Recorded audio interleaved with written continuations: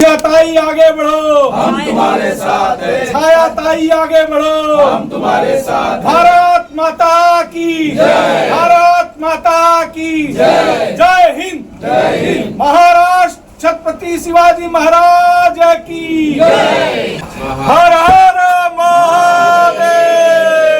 महाराज जी, जिस तरीके से आप जो है छाया वोल्टेज को समर्थन दे रहे हैं और क्या कहना चाहेंगे आज जो प्रेस कॉन्फ्रेंस है उसको लेकर? देखो, ये परम सौभाग्य की बात है कि हमारा ये जो पाढ़ा है, ये यहाँ हमारा बचपना, हमारा यहाँ सभी कार्यों में सहयोग, ये राम परिवार हमारा मित्र परिवार जैसा है। और उसके साथ एक कर्मठ किसी भी पक्ष पार्टी की नेता होने दो, लेकिन इस पाढ़ा के लिए, इस एरिया के लिए एक देवी के रूप में जो काम करती आई विद्या ताई चौहान, स्वयं अगर यहाँ की जनता से अपील कर रही है कि एक महिला अपने कितने लोगों को न्याय दिला के घर दिलाया होगा, पानी दिलाया होगा, झोपड़पट्टी में रहने वालों को बिजली दिलाया होगा। आप कल्पना करिए, वो महिला फिर से इस उम्र में आके इस देवी के लिए प्रचार कर रही है। तो मैं अभी ये चुनाव सब एक दूसरे के पक्ष के हिसाब से बात करते हैं। ये चुनाव सिर्फ ये सम्मान का चुनाव है और यहाँ इस जो भी सेवा किया हुआ है उस सेवा का आज मेवा पाने का दिन, इसलिए आप लोग एक इस चुनाव चिन्ह को समझकर ताई के सम्मान में आप लोग एक बार अपनी ताकत दिखाइए। कोई पक्ष के लिए नहीं, ये आपके सम्मान के लिए, क्योंकि आप लोग के लिए इन्होंने पूरा 24 घंटा आपके लिए काम किया।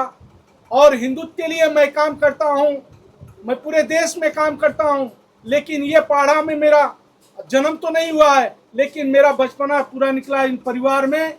इसलिए संगठन कांवरिया सेना जो हम चलाते हैं, उस संगठन कांवरिया सेना का सहयोग पूरा इन परिवार के लिए है। और आप सभी मतदाता बंधुओं से, माता बहनों से मैं अनुरोध करूंगा कि आप लोग एक बार टार्च पर बटन दबाकर भारी बहुमत से जिताएं।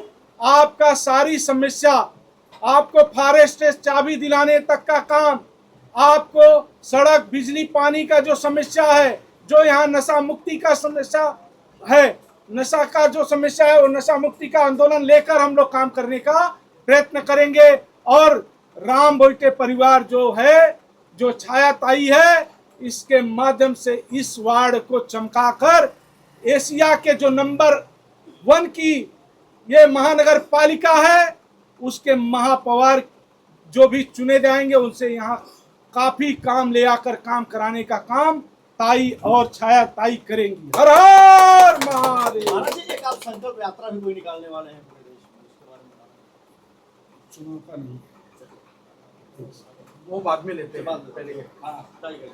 मैं चाहूंगा कि पहले एक दत्तक पुत्र के रूप में आपका एक पुत्र था वैभव बड़कर, हालांकि कुछ वाद विवाद जो भी हुआ उसके बाद आप कहीं ना कहीं निर्दलीय उम्मीदवार को आपने समर्थन दिया है। उसने आरोप किया है कि पार्टी की जो अवहेलना की है आपने, क्या कहना चाहेंगे?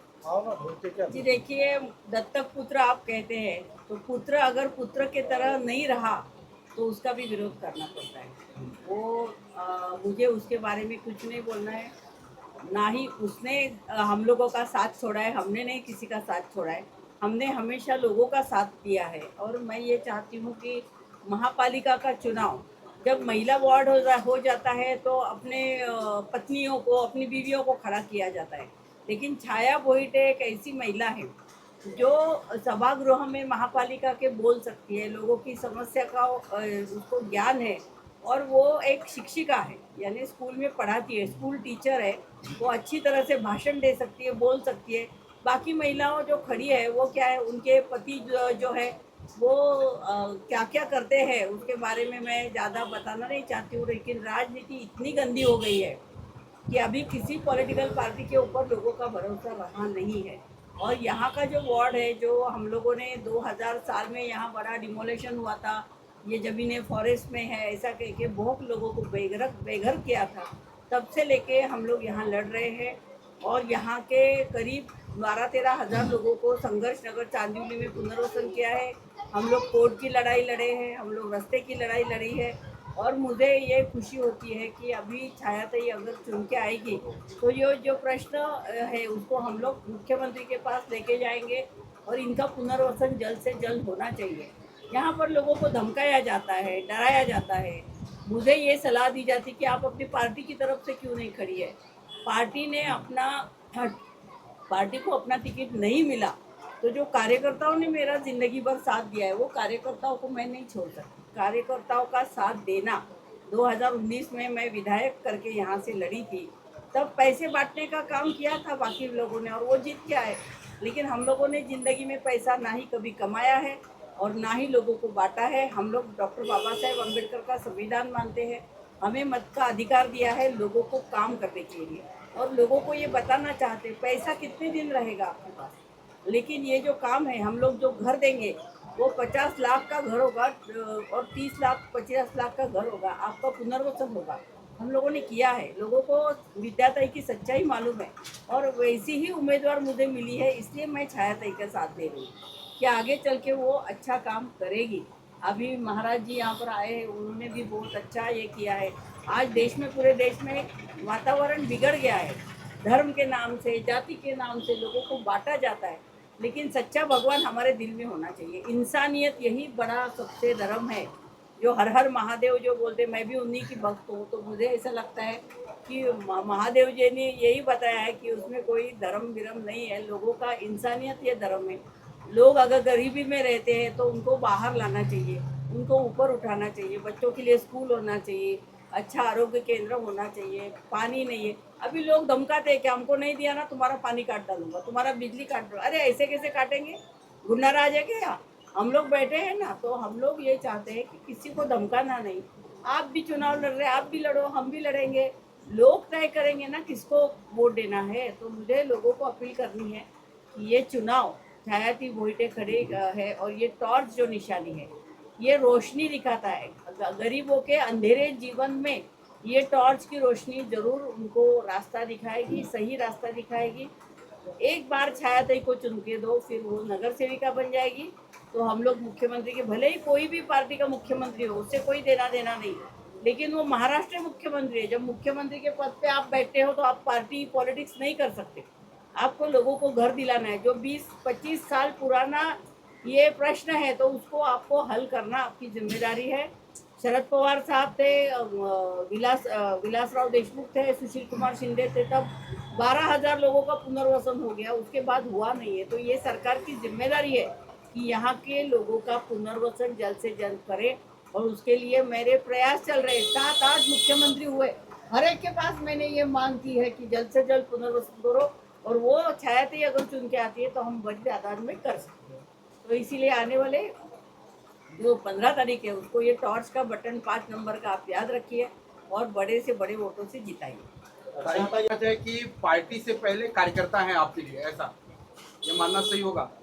नहीं, पार्टी तो है ही ना, लेकिन हमारी जो शिवसेना उद्धव जी ठाकरे की, फिर राज ठाकरे जी वो साथ में आए तो हमको भी खुशी हुई। और राष्ट्रवादी कांग्रेस की भी जो ताकत है वो यहाँ पर हम लोगों लड़े हैं, हमेशा जीते हैं, तो ये हमारा हक बनता है।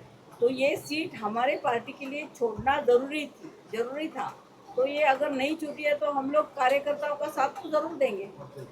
ये नाराज कार्यकर्ताओं के हक में। हाँ। छाया जी, किन मुद्दों को लेकर के लोगों के बीच में आप जा रही हैं, क्या मुद्दे हैं उसके बारे में? देखिए, इस 42 वार्ड से मैं उम्मीदवार हूँ इस बार। 42 वार्ड मुझे लगता है कि मुंबई में इकलौता ऐसा वार्ड है जहाँ पे समस्याओं की भरमार है। आप पूरे वार्ड में कहीं भी घूमोगे तो देखोगे सिर्फ झोपड़पट्टी है, गटर की समस्या है, पानी की समस्या है, वन विभाग की समस्या है, जिससे लोग परेशान हैं। और कहीं जगह पे नशा का जो व्यापार चल रहा है वहाँ पे भी है। बहुत सारी जवान पीढ़ी हमारी इस नशे के लत में है। तो बहुत सारी समस्याएं, एक अकेला वार्ड होगा जिसमें इतनी समस्या और इतना काम करने की ज़रूरत है। इस इसके पहले भी हम लोग काम कर रहे थे, खुद के पैसे से हम लोगों ने बहुत सारे काम किए, लेकिन काम करते वक्त ये पता चला कि सत्ता होनी ज़रूरी है। सत्ता होती है तो बहुत सारे काम हम लोग बहुत आसानी से कर सकते हैं लोगों के लिए। तो इसके लिए इस बार हम लोगों ने सोचा कि नहीं, अगर हमें लोगों का काम करना है, गरीबी दूर करनी है, उनकी समस्याओं का समाधान चाहिए, तो हमें सत्ता पानी चाहिए। इसके लिए हम लोग सत्ता, इसलिए बीएमसी के इलेक्शन में हम लोग इस बार खड़े हैं। जैसे ये कांवरिया सेना है और महाराज जी और विद्याताई चौहान ने जो हम लोगों पे विश्वास दिखाया है, तो मैं बहुत आभारी हूँ उन लोगों की कि ये उनका विश्वास जो उन्होंने हम लोगों पे दिखाया वो हम लोग कायम रखेंगे और यहाँ के गोर गरीब झुग्गी झोपड़ियों में जो रहने वाले लोग हैं उनके लिए काम करेंगे। देखिए आजकल की पॉलिटिक्स ऐसी है कि सिर्फ पैसा कमाने के लिए लोग आते हैं, लेकिन कुछ लोग ऐसे भी होते हैं जिनको पैसे नहीं, पैसा तो कमाने के लिए दूसरे भी काम होते हैं, हमारा घर चलता है पैसे पे उसके, लेकिन पॉलिटिक्स हम लोग पैसा कमाने के लिए नहीं कर रहे हैं। हम लोगों ने समस्या देखी है, हम लोग उस समस्या में जिए हैं। तो मैं चाहती हूँ कि जो हम लोगों ने प्रॉब्लम फेस किए, समस्याएं फेस किए, वो समस्याओं का समाधान मिले और जो लोग आजकल उस समस्याओं में जी रहे हैं उन लोगों को समाधान, उनकी आवाज़ नहीं, उनको उनकी जो समस्या है उनको समाधान देने के लिए जो आवाज़ उन्होंने पहुंचाई थी कि उनको लगा था कि ये इंसान हमारी समस्याओं का समाधान लाएगा, वो काम नहीं कर रहा है। तो लोगों में, समाज में से ऐसे लोगों को आगे आना चाहिए और आवाज़ बन के आगे आना चाहिए उनकी समस्याओं को सुलझाने के लिए। आप पेशे से शिक्षक हैं, जो झोपड़पट्टी और झुग्गी बस्तियों में जो शिक्षा का और स्तर बढ़ाने के लिए आप क्या करेंगे? देखिए झोपड़पट्टियों में जो शिक्षा का स्तर है या फिर जो स्कूल्स है वहाँ की हालत भी बहुत ख़राब है। अच्छे से प्रॉपरली इंफ्रास्ट्रक्चर नहीं है, टीचर्स कभी कभी मौजूद नहीं होते हैं, तो इन सारी समस्याओं को देखना पड़ेगा। टॉयलेट्स प्रॉपरली साफ़ नहीं होते, बच्चियाँ हैं छोटी छोटी, पूरे वार्ड में ऐसे बहुत सारे इलाके हैं जहाँ पे शौचालय ही नहीं है। तो इन सारी समस्याओं को देखना पड़ेगा, शिक्षा के स्तर में सुधार लाना पड़ेगा। जो पुरानी वाली शिक्षा अभी तक वही चल रही है, उस डीसीपीटी शिक्षा को छोड़ के हमें नई तकनीक लानी पड़ेगी कि हम लोग पूरे जो वर्ल्ड में, पूरी संसार में जो जिस लेवल पे शिक्षा को लेके जाना है, तो उसके लिए काम करने की ज़रूरत है आज। आखिरी सवाल, जनता से क्या अपील करना चाहिए? लोग आपको ही वो नगर सेवक क्यों बनाए? देखिए मैं ये अपील करना चाहती हूँ कि आप लोगों ने एक नेता चुन के दिया था, आप लोगों ने देखा 5-6 साल में जब तक उनका कार्यकाल था तब तक आप लोगों ने देखा है कि क्या आपके समस्याओं का आप लोगों को समाधान मिला है क्या। अगर आपको कोई समाधान नहीं मिल रहा है तो आप लोगों को उस नेता को सत्ता से नीचे लाने का भी अधिकार है। अगर वो काम नहीं कर रहा है ठीक से तो एक मौका हमें दे दीजिए, हम अपना काम जो समस्या है उसको सुलझाने का प्रयास करेंगे और आपका जो हक है वो हक दिलाने का प्रयास करेंगे। एक बार ये अगर नहीं कोई काम कर रहा है तो उसको हटाओ, जो काम करने वाले लोग हैं उनको सामने लेके आओ। भाई जनता का प्रतिसाद कैसा मिल रहा है? आप जा रही है लोगों के पास में, क्या कह रही है जनता, क्या कह रही है? बहुत अच्छा प्रतिसाद है, खास करके झुग्गी झोपड़ियों में जहाँ वन विभाग करके जो आनंद भारती पहले हुआ करते थे, उन्होंने इतनी दहशत की थी कि यहाँ पर कोई नहीं आ सकता था। पूरे अप्पा पाड़ा के जितने दुकान हैं, ये खड़ी मशीन तक जितनी भी लाइनें, वो सब हम लोगों ने आंदोलन किए, मोर्चे निकाले, धरने दिए, इसलिए वो बचा है। और ये सब वन विभाग की जगह नहीं है, ये हम लोगों ने कोर्ट में भी प्रूव करके दिखा है। सुप्रीम कोर्ट तक हम लोग लड़े हैं, हमारे एडवोकेट MP वर्षित है उन्होंने लड़ा है, और हम लोगों ने जनता के घर बचाए। तो ये 200 एकड़ ज़मीन हम लोगों ने अपने कब्जे में रखी है। लोग भले ही झुग्गी झोपड़ियों में रहते हैं, लेकिन लोगों को ये उम्मीद है कि एक दिन उनको घर मिलेंगे। उनके चेहरे पे आज खुशी थी कि ताई हमारे यहाँ आई है। तो हमारा एक जो कुछ डर था उनके मन में कि भाई तुमको ये नहीं करेंगे तो वो करेंगे, वो डर उनका साफ गया है। वो कहते हैं कि नहीं, हम लोग छाया ताई को ही चुन के देंगे, क्योंकि आगे चल के हमको हमारी जो भी सुविधाएं हैं वो मिलनी चाहिए, हमको अच्छा घर मिलना चाहिए। तो इसके लिए लोग बहुत खुश हैं। प्रतिद्वंदियों के लिए क्या कहेंगी ताई? प्रतिद्वंदियों के लिए मेरा यही कहना है कि बहुत अच्छा, वैसे देखा जाए तो समस्याओं से भरा है, लेकिन काम करने के लिए सबसे अच्छा वार्ड है। अगर नहीं काम किया है तो हम लोग वो काम करके दिखाएंगे, जो समस्याएं यहाँ की सुलझाएंगे। महाराज जी, एक सवाल और भी है, आखिरी सवाल है आपसे कि तमाम चेहरे हैं, कई चेहरे हैं जो स्थानिक हैं, आपने ही भोईटे परिवार को ही क्यों चुना? क्योंकि देखो, एक तो पहले ताई ने एक नगर सेवक दिया, ये ताई का ही बीज है जो नगर सेवक रहा। तो ताई ने उस पेड़ को लगाया, ताई काटने के लिए नहीं बोली। तो जनता जब नाराज है, जब जनता उससे नाराज है, तो ताई चाहती है कि वो बदल जाए, क्योंकि जनता को ऑक्सीजन चाहिए। अब ऑक्सीजन के तौर पे छाया ताई को लाया गया है। यहाँ की जनता को ऑक्सीजन चाहिए। अब तमाम तरह की बातें हैं, उस बातों में नहीं जाना है हमें। ये है कि एक बार इनका काम देख लिया, अब छाया ताई का काम देख लिया। महाराज जी, कांवरिया सेना ने एक संकल्प यात्रा शुरू की है, क्या है उस संकल्प यात्रा का उद्देश्य? ये वर्षों से चला आ रहा राजनीति जो भाषावाद पर है, जो परप्रांतीय और मराठी को आपस में लड़ाते हैं, जो भेदभाव बढ़ाते हैं, उसके निजात के लिए हम यहाँ के महाराष्ट्र के जो मराठी जनता है उनसे हाथ जोड़ के विनती करते हैं कि अब आपस में लड़ने की ज़रूरत नहीं है। अब कांवड़िया सेना संगठन ने संकल्प यात्रा के माध्यम से उत्तर प्रदेश, बिहार में कैंप लगाकर मराठी सिखाएगा उन लोगों को जो मजदूर लोग हैं, जिनको यहाँ जलील होना पड़ता है, उनको वहाँ मराठी भाषा सिखाकर महाराष्ट्र में शिवाजी के प्रतिमा पर नमन करते हुए महाराष्ट्र में प्रवेश कराने का काम कांवड़िया सेना संगठन करेगा संकल्प यात्रा के साथ। और जो भी उत्तर भारतीय जिसे मराठी नहीं आता है, पूरे महाराष्ट्र में जहाँ भी रह रहे हैं, उनको कैंप लगवाकर सिखाने का काम कांवड़िया सेना संगठन और शिव संग्राम सेना करेगा। ताई क्या कहेंगी कांवरिया सेना के नए संकल्प यात्रा के लिए? बहुत अच्छा कांवड़िया सेना का ये संकल्प है, मुझे खुशी हुई, क्योंकि देश में हर एक स्टेट में अलग अलग भाषा बोली जाती है। अगर मुंबई जैसे एक बड़े शहर में लोग रोजी रोटी के लिए आते हैं, तो उनको अगर मराठी नहीं आती होगी, तो मराठी सीखने का इन्होंने जो संकल्प लिया है बहुत ही अच्छा है। और मुझे लगता है इसका प्रतिसाद उत्तर भारतीय भी देंगे इसको प्रतिसाद, क्योंकि मराठी सीखना, अभी आप देखिए महाराष्ट्र एक ऐसा स्टेट है, मुंबई एक ऐसा शहर है, आप कलकत्ता में जाओ तो लोग बंगाली में ही बात करेंगे, आप साउथ में जाओ तो अपने को तो बिल्कुल वो समझ में नहीं आती लैंग्वेज। मराठी कम से कम हिंदी और मराठी जैसा थोड़ा थोड़ा समझ में आ सकती है, लैंग्वेज लिखने की लिखावट भी एक जैसी है। लेकिन यहाँ के महाराष्ट्रियन लोग हैं वो खुद ही हिंदी में ज़्यादा बात करते हैं, मराठी में बात कम करते हैं। भाषावाद पे लड़ाई न हो, इसलिए मैं जितना संयुक्त उत्तर भारतीय यहाँ संगठन है, सारे संगठन जैसे उत्तर भारतीय संगठन है, उन सभी संगठन से हम हाथ जोड़ के विनती करेंगे कि वो लोग हर जगह अपना कैंप लगाकर भाषावाद को मिटाने का काम करें, जिससे दूसरा लोग राजनीति के तौर पे, इस भाषा के तौर पे महाराष्ट्र में राजनीति न हो, यहाँ विकास की राजनीति हो, यहाँ विशाल बनने की राजनीति, यहाँ से लेकर पानीपत तक जो शिवाजी ने अपना नींव बनाया था, वो भाषा के बाद में आज टूट टूट के खंड खंड हो जाए, ये सपना हमारा नहीं है। इसलिए हम इस संकल्प यात्रा को तैयार किए हैं कि भाषावाद पर अब महाराष्ट्र में लड़ाई नहीं होगा। बहुत अच्छा विचार है, हम लोग भी इसको समर्थन दे रहे हैं, क्योंकि भाईचारा होना चाहिए। जैसा इन्होंने कहा कि भाषावाद में भी नहीं होना चाहिए, वैसा धर्मवाद भी नहीं होना चाहिए हमारे देश में। इंसानियत ये सबसे बड़ा धर्म है, यही लोगों ने याद रखना चाहिए। लेकिन पॉलिटिकल पार्टी के लोग जो है लोगों को लड़ाना चाहते हैं, महंगाई बढ़ गई है, बेरोजगारी है, उसके बारे में कोई बोलता नहीं है, तो ये लोगों को ध्यान में रखना चाहिए। वैसे हमारा देश भी विविधताओं से भरा हुआ है, लेकिन फिर भी हमारे देश एक अखंड देश है, एक एकता है हमारे देश में। तो वो ऐसे भाषा के बाद में रहकर हम लोगों को हमारे देश की एकता भंग नहीं करनी चाहिए।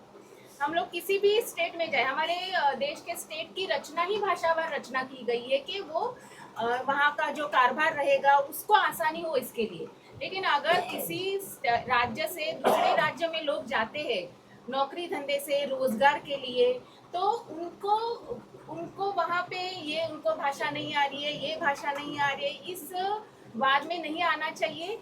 अगर आप बहुत सालों से वहाँ रह रहे हैं तो सीखो इस भाषा को, जहाँ पे भी हो। अगर हम लोग बंगाल में जा रहे हैं, बहुत सालों से रह रहे, तो वहाँ की भाषा हमें आनी चाहिए, क्योंकि वहाँ की भाषा में बात करने से व्यवहार को सुलभता होती है। तो ये बात सिर्फ पॉलिटिकल रहता है।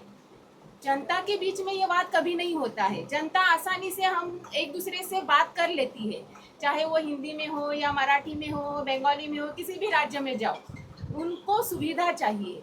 तो ये जो अभी कांवरिया सेना की जो पहल है, बहुत अच्छी पहल है। इससे मुझे लगता है कि ये भाषा का जो वाद है वो मिट जाएगा हमेशा के लिए, और एक दूसरे की भाषा सीखना हमारे देश की एकता को भी बनाए रखेगा। हर हर महादेव। हर हर महादेव।